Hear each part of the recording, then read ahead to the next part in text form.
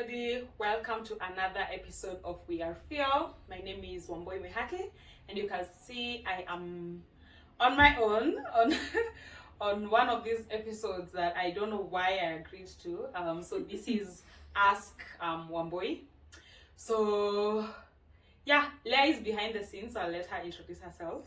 Hi guys, hope you're good. We're here to make sure that she sweats. So I'm so happy to be behind the cameras today. This should be fun. So how this would go is, so we asked some of my friends to send some questions that they want to hear my response to. I hope you all didn't send some tricky questions because I might be very political, but I'm really nervous, as you can tell. I'm just folding my hands. But yeah, I think we can get started. Okay. First question, breathe in. Okay, so you go. Are you okay? Yeah, let's do this. Are you okay? That's the first question. Oh, am I okay? Yeah. Somebody asked if I'm okay. Oh, that's so sweet. I think I'm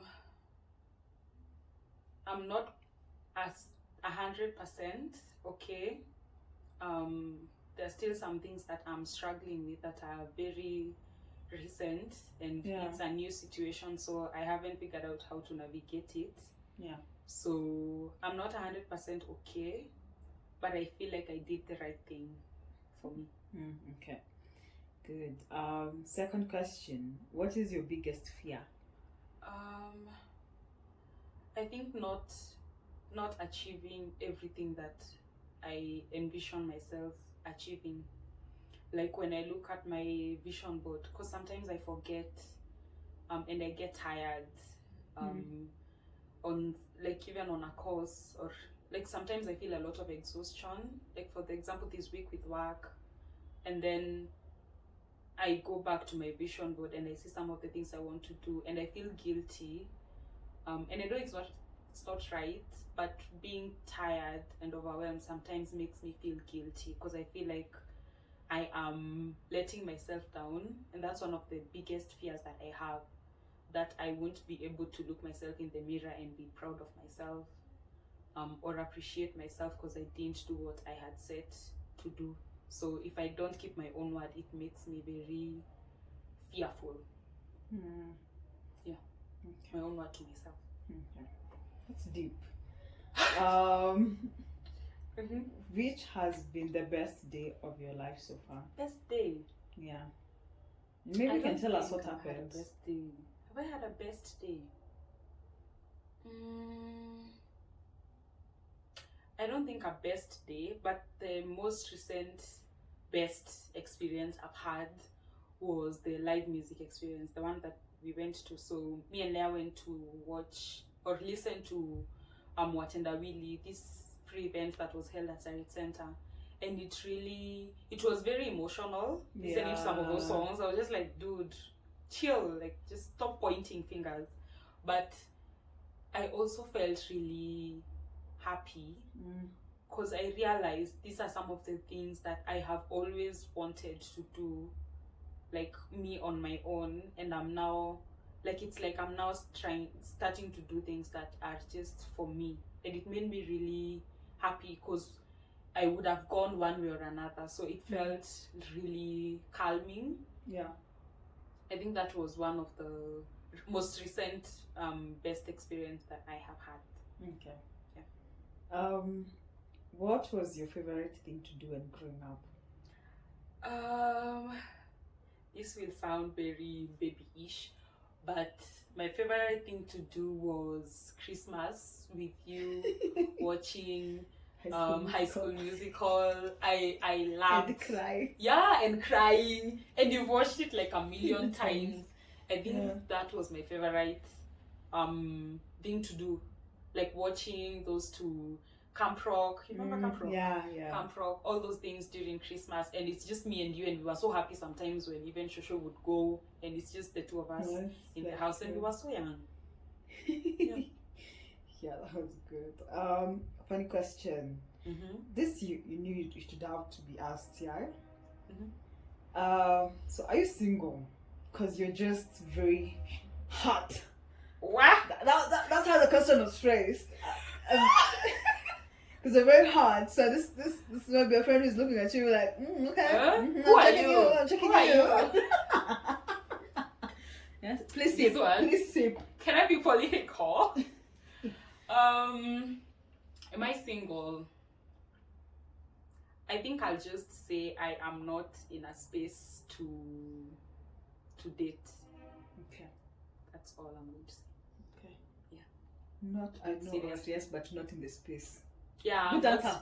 I am not in the headspace. I am working on myself. We can feel we can feel out the rest. Yeah. So, what is one fear you want to overcome soon? I think taking the leap in terms of my career, and choosing to do one thing already. Like I'm so tired of being, do I do this course or this course? Because I want to do something solid, something like to gain a certificate, like something solid, and I want to do something that is already in line with what I'm doing. Like if it's data analysis or like project managing an application, I want to choose something solid and just take a leap. I just want to jump and do it. So yeah. Okay. What is your greatest lesson from a failed relationship? Well. Y'all are looking for me. Okay, greatest lesson from a relationship. From a failed relationship. From a failed relationship. From a greatest lesson. I think from one, I would say this is a hard one because I have so many lessons. Not so many exes, just lessons. Yeah. Maybe give us like maybe 4-5 lessons. 4-5 lessons. You said the main, so I thought yeah. Let's see. I think the first thing that I learned is on my body. So one thing I learned is not to let them validate my body, and this I learned from my first relationship. Like where somebody has a say on your body, and because I hadn't figured out who I was I was really struggling. I let it define me, and I let it really like ruin my self-esteem to some degree. So things like those that are yours, nobody else should have a say of how you should feel about yourself or your body. Like you should have full autonomy? Full autonomy on how you feel. Whether you feel crappy or good, it should be your authentic feeling, not influenced by somebody else. I think that we learn mapema. Do I have another one? I thought you had a book. Okay. Where? Okay. Sour. The other one that I learned from a relationship that didn't really move forward is that you can actually, even if things are Nairobi, there are actually authentic people there who are willing to put in the work in the relationship and make it work. But it's important to first of all work on yourself, because I learned this, that hurt people hurt other people. Yeah. So if you have something that really is broken within you and did not, it's not that you have to completely heal to be in a relationship, but if there's something that's broken inside of you that you cannot be able to function in a relationship if you have not healed, I think it's important to take time to work on it so that you're healthier for the other person and also for yourself as you build that relationship. I think that's a recent one. This is an interesting one. I would like to know. You would like to know? Yeah. How was it like for you when you knew you were going to do your first podcast video? I don't think we discussed how we both were feeling when you decided to shoot your first video. It was a bit tense, but yeah, I was very tense. I think even from the audio. Yeah. You could tell because I think my voice was also shaking at some point. I was anxious. Yeah. I was fearful. I didn't have the notion of what if people don't, or what if people say this. That didn't come top of my mind or anything like that. But I was very fearful and anxious because it's a new experience. I'd never done it. Yeah. But I also felt a sense of accomplishment, that we had progressed from audio and now we are doing video. Like, it now felt like it's doable to move to, even after we do these videos, it's doable to move Theo to other things that we both love, even if it's separately but still together. So I feel like I was nervous, but it also showed me like there's something here. Yeah, that it has, the fact that it has grown up to where we are now, I feel like it showed me there's actually something. Yeah, and I didn't even think I'd become a podcaster, but here we are. Here you are, sharing your stories to the world. Yeah. If somebody were to ask questions around me, I think I can ask somebody who has listened to a podcast to answer on my behalf. Yeah. Who is your hero? Do I have a hero? I think I'd say my mom. I know we have it can be the most rewarding and it can be the most stressful relationship on the planet for me. Yeah. But she will always be my hero because my mom has raised me on her own for long before she got married. And even in her own way, even if it's not the correct way, she has always been constant. Yeah. So even when she was trying to find love for herself, she would always carry us with her. She's like, you need to see what this relationship can bring forth. What do you think? Do you approve? You know, like she, in her way, she was asking for my input, even if she was not directly doing so. So I do feel like she's my hero in the sense that she was a single mom and she would have left me behind, but she's never done that. Yeah. I mean, remember all through. Yeah. Oh, that's so nice. Let's look for an unserious question. Yeah, please. What's your favorite food? Food. Right now, if anybody can bring me chicken, I love chicken. If you can bring me chicken that looks like KFC chicken but is healthy. Chicken that looks like, I'm not advocating for that brand that I've mentioned that I won't repeat because anyway, I love chicken.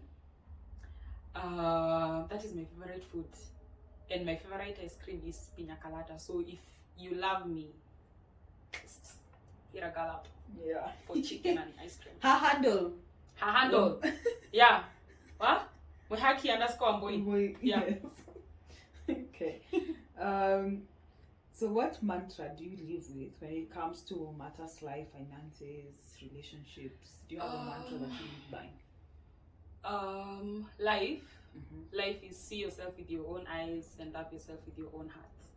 So I think that has helped me when I'm making a decision. Am I doing this because I can see myself in that decision or because I want to please somebody?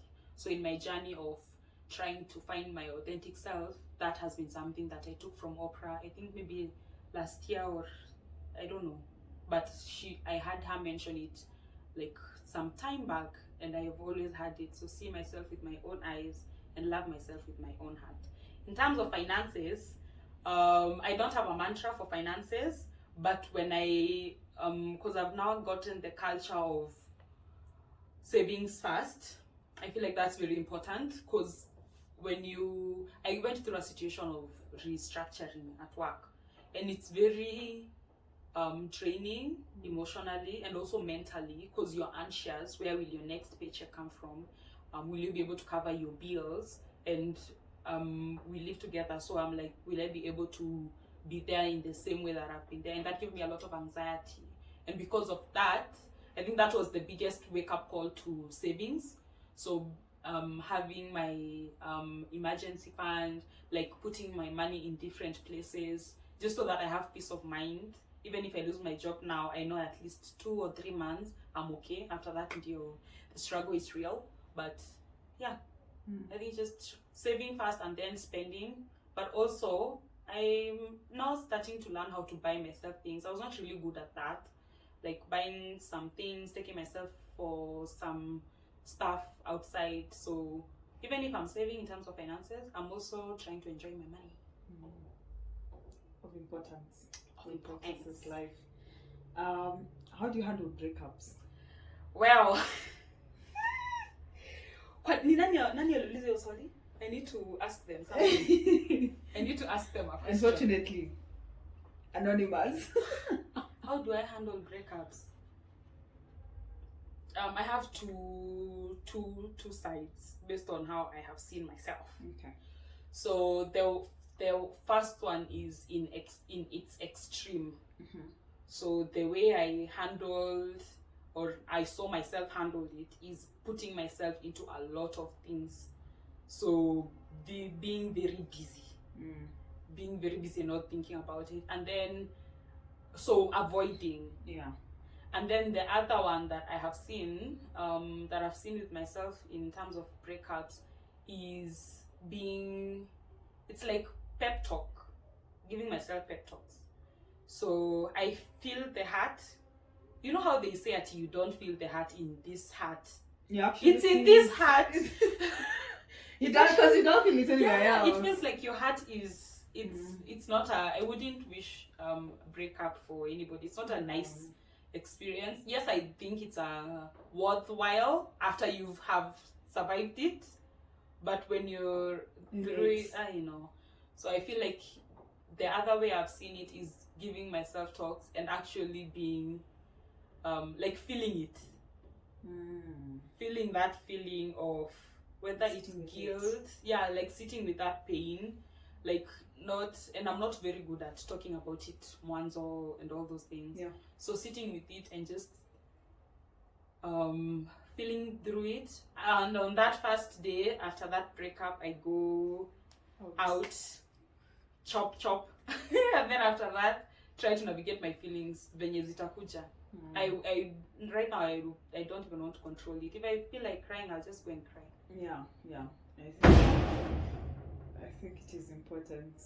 I think the next question after that is, what's your ideal man?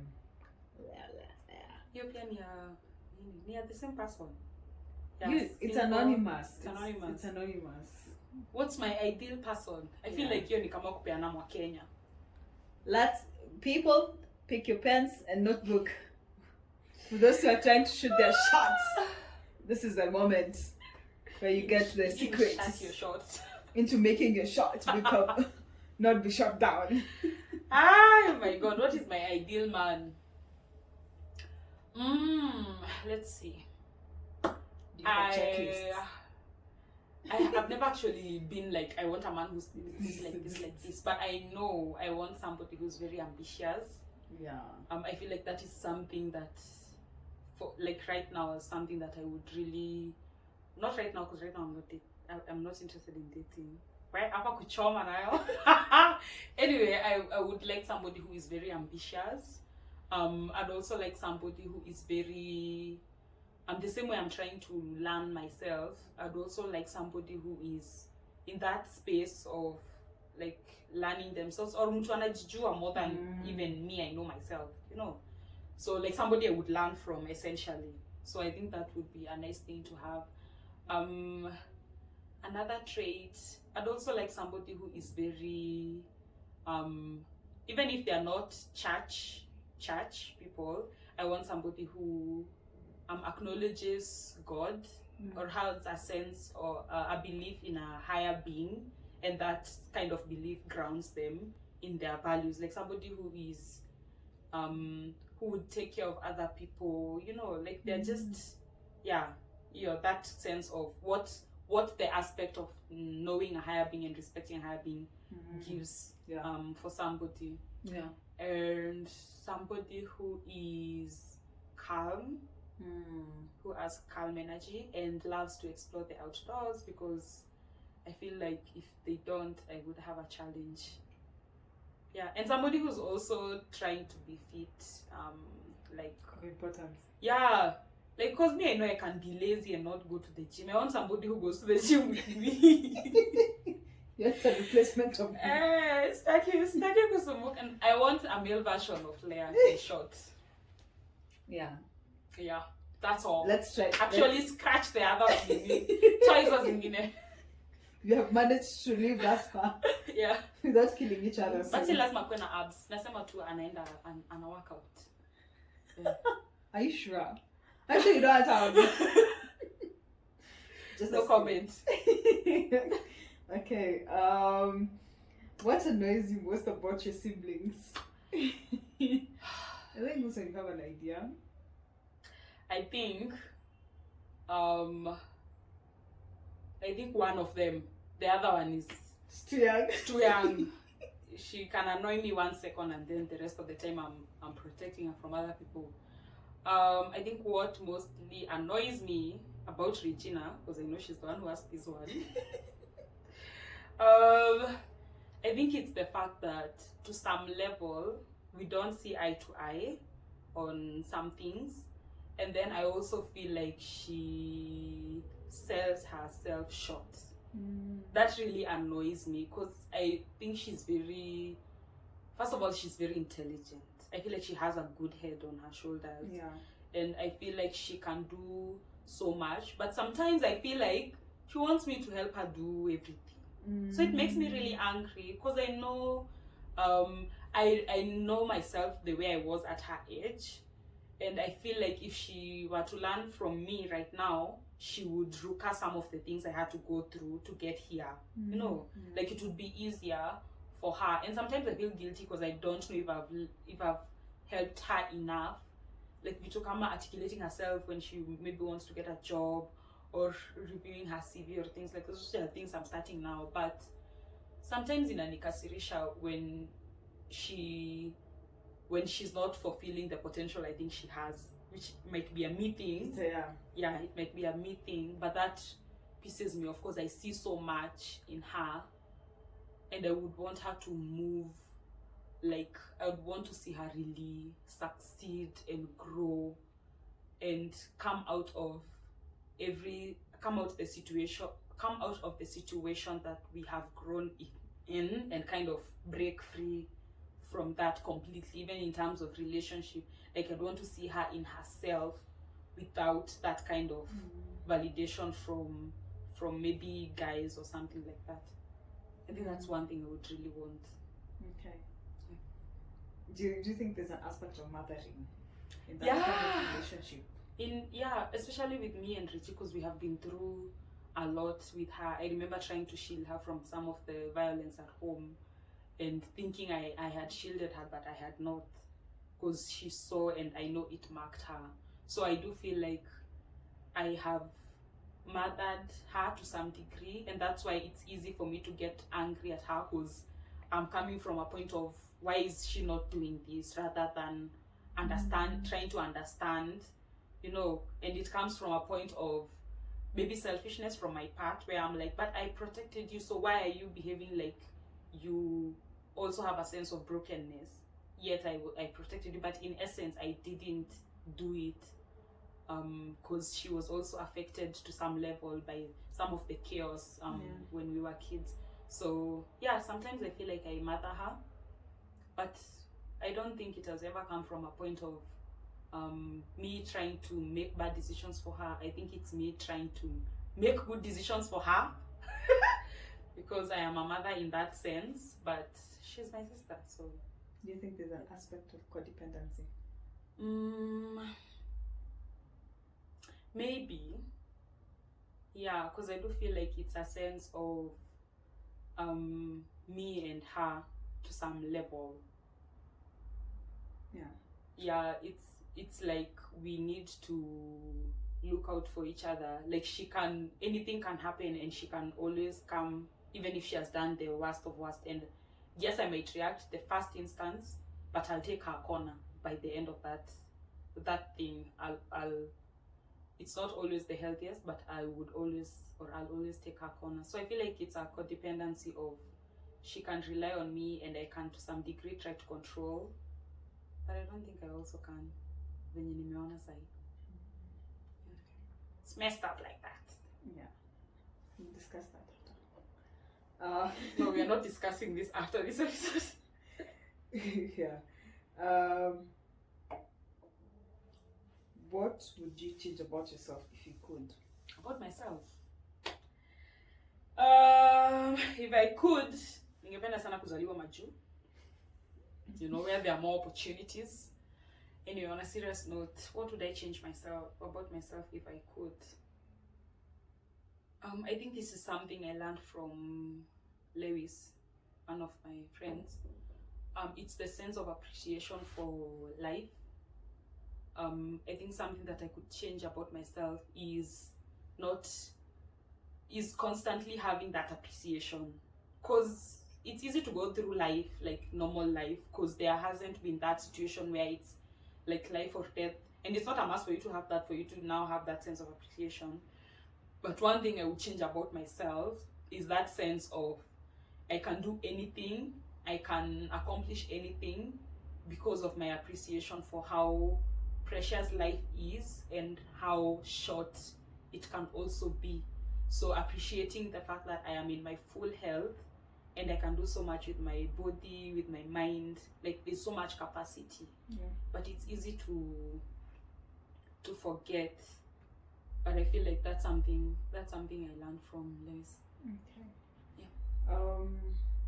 What's your first thought on a Monday morning? Monday, when I wake up, the first thing On a Monday morning, yeah. on a Monday morning, first of all, I think this will be a kick-ass week. Every week, because even if I know there's so much to do, that's the first thing that comes to my mind. And then, not a thought essentially, but I pray every morning. So that like the moment I just wake up, I say a prayer. It gives me a lot of peace and belief in myself, because it's mostly around just having them, like being able to accomplish all my tasks today, having clarity and peace of mind and all those things. So yeah, I don't think it's necessarily a thought, but I do know that I'm always like, I need to have a kick-ass week, a peaceful week and all that. But prayer would be the first thought, maybe when I wake up on a Monday morning. It's not leg day. See, leg day. Like this, the moment I finish praying and then I hear umetoka washroom, go like, shit, ni leg day. Yeah. Monday and Thursday. Yeah. Let me see. How was it like for you when you knew? I think I passed that one.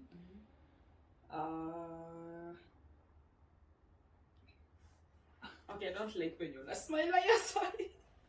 What's your view on men and their role and responsibility? Men and roles and responsibilities. First of all, What do you think? I think it's the roles of men and their role and their responsibility. First of all, I don't believe in a defined kind of role. Yeah. Like a male role and a female role. Mm-hmm. And I say that not because I hate doing dishes and I want a guy who loves to do dishes. It's just that I feel like it limits when you kind of box people up in societal roles. So I would want I don't think it's bad, but I would want that kind of the traditional aspect of just how we saw men respecting women and that kind of dynamics, but not essentially like a man, like that toxic masculinity that comes with being a man. Or you have to be the provider, or you have to be the king of the house, kuna kiti yake kwa kona. No, I don't like that. I'd want yes, a manly man, but I'd also want a soft man. So I don't believe in men being restricted to kind of how society has been.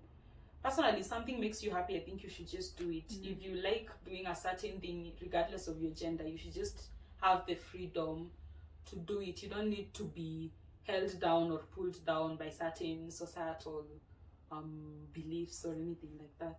Okay. Yeah, and for both genders. So are there like roles and responsibility?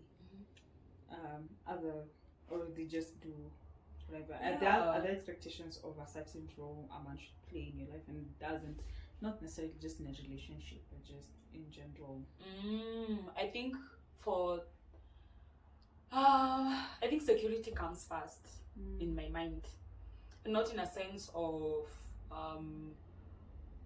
I know it can be confused for providing, but I do believe in being partners, and that's why I don't like saying boyfriend. I think I prefer the term my partner, because it makes me feel like we are in this 50-50. It's not like you're doing this and I'm doing this, and like I'm depending on you. First of all, I don't like that, because I've never even seen that with my parents. My mom has been her own woman, providing for her own self for such a long time. So that aspect of security for me means that somebody who is constant, consistent, somebody who keeps their word, that kind of security, that I know I can depend on you for anything, regardless. Like I won't second guess and be like, oh, but anakwanga tricky side. He's a scam, he doesn't keep his word, he doesn't do this. So I feel like security in terms of you are who you say you are, and I can 100% depend on you to come through, whether or not money is involved or any that kind of situation. Yeah. Good one. Na akuwe anapenda kuosha vyombo. Disclaimer. What's your favorite book and why? I feel like this one is I think I would say Dear Woman. Dear Woman is such I don't know, it just made me feel like it's never too late to take back your crown, your womanhood, however you define it, even if you have gone through situations where maybe you are assaulted, or like it's never too late to be that woman that you have envisioned yourself to be, regardless of what happened. Even if you didn't see like quote unquote good or proper womanhood when you were young, like you didn't see your mom come into a womanhood, a strong, confident woman.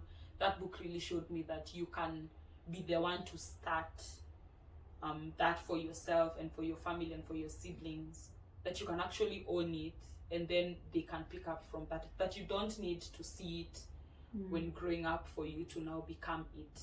You can rewire your mind, your brain, and become the woman you want to be. It's a really good book. I think I'd advocate it for anybody, even especially young girls who are still trying to figure out who they are as young women. Okay. Who is your favorite character from Friends? This must be somebody who knows me. Let's see.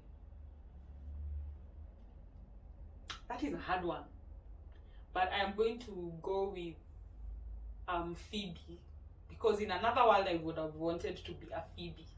Phoebe doesn't care what anybody thinks, what anybody does. She does what she wants to do. Like I think there's a certain part in the sitcom where somebody asks her to do something, and then she's like, why do you not want to do it? And then she's like, I just don't. And I was like, yeah, I would want. She has no aspect of people pleasing at all, like based from what I saw. So I think I would want to be a Phoebe, and also that craziness. Yeah.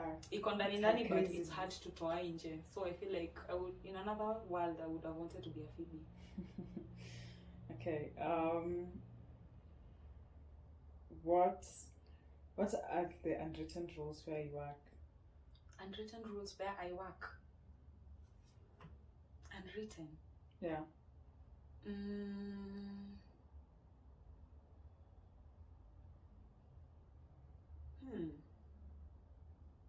I don't know.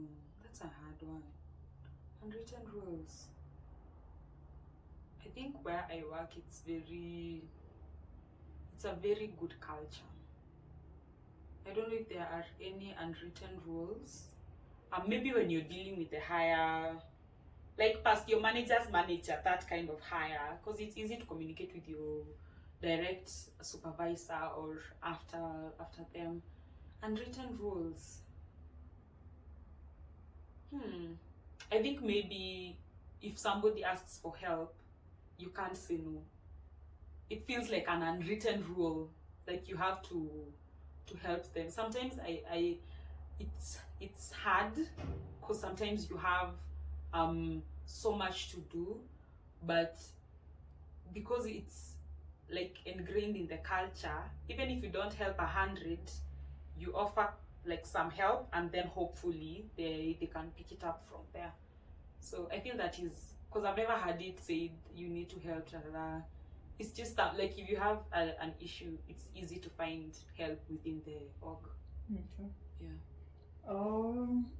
So there's so many aspects of your life that you have spoken about in your previous episodes. Wow.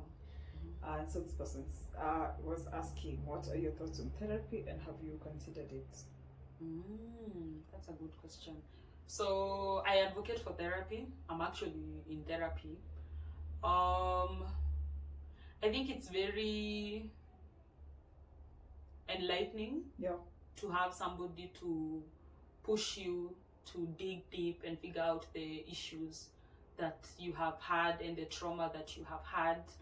And I think it has also helped me validate my trauma, because I always felt like I'm too big a girl to say this was an issue, or like how could I not have handled this?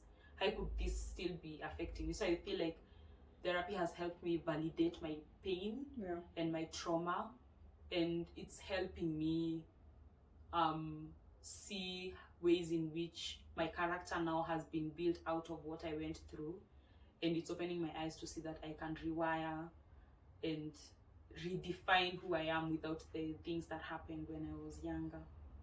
Okay. Yeah. That's a nice question. That's a wrap. That's a wrap.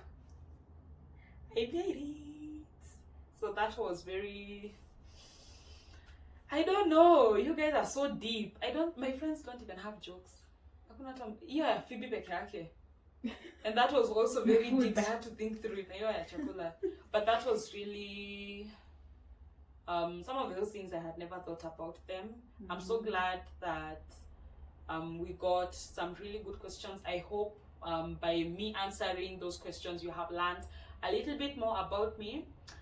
If you would like to know more, you can send us questions and we will do another episode of Ask Claire and Ask Wambui, and then you will listen to that episode to get some of the answers that we will share. But otherwise, thank you so much for tuning in.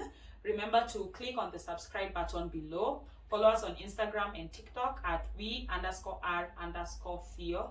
Please remember to share with your friends and let us know if you would like us to shoot any other episode.